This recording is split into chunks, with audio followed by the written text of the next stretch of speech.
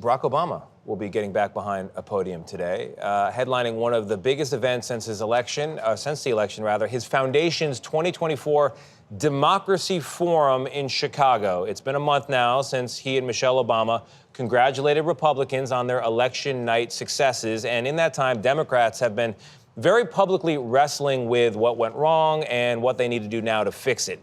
But today's event is supposed to be above and beyond politics. That's the idea anyway. And the theme is pluralism, quote unquote pluralism. That's kind of a $10 word for how Americans, who, by the way, remain dissatisfied, even angry about the state of our union these days, how we can see and understand each other and develop ideas that work across our differences in this country.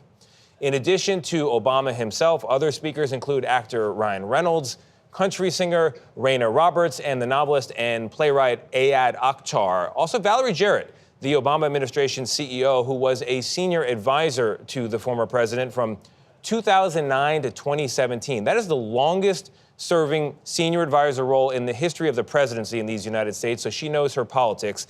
In this current role as CEO of the Obama Foundation, however, she says it's not about politics, it's about solutions. And she joins us now from Chicago. Valerie Jarrett, thank you very much for joining us. Do we have her on the line? We do. Thank you, Tony.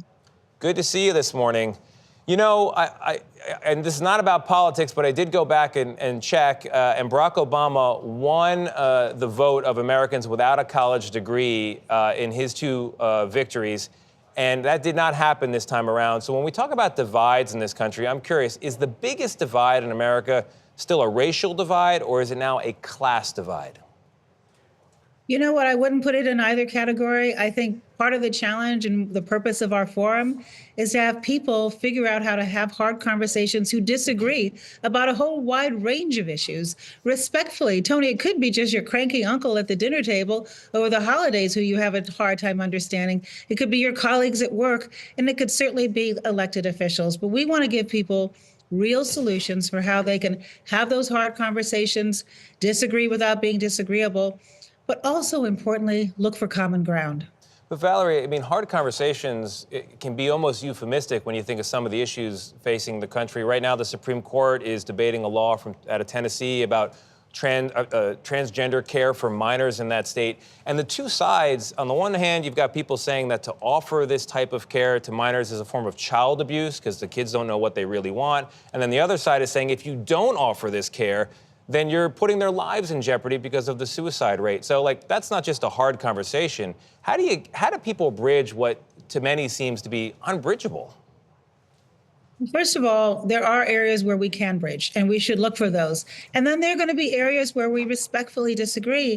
And I think the hope is to take the temperature down, learn how to have a conversation in a meaningful way, listen to the other perspective, learn while you're doing that, and try to look for some solutions. And part of what we're trying to do is not focus, as you said in your intro, on the politics of today, but really how to build a stronger America and world tomorrow and give people the tools that they need to tackle these tough issues. We live in a richly diverse country. I think that's one of our strengths. And that means we're going to disagree on fundamental issues.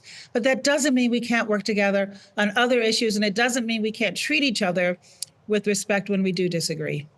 What are the issues, Valerie, where you think we can agree? And is it really realistic? Because the temperature is high. I mean, you look at this past election, we are almost equally divided in this country. So what are the specific issues do you think we can actually come together on? And what are the chances of doing that considering the current climate? It's a great question, Adriana. And I think and I'm not ducking the question, but part of what we want to do here is to create the platform so people have the tools to go out there. We're not going to tell them what issues to work on. We're not going to tell them what positions to take on those issues. We're going to just say, here are some tools. And I'll give you a good example. On college campuses, one of the presenters today is on college campuses right now, where I think there's a hunger we see around the country for trying to understand one another. And these young people don't know how to do it. They don't know how to have a hard conversation. And so on campuses right now today, these conversations are happening. We have an incredible leader from Selma who's working on racial reconciliation in Selma, Alabama, with progress and solutions.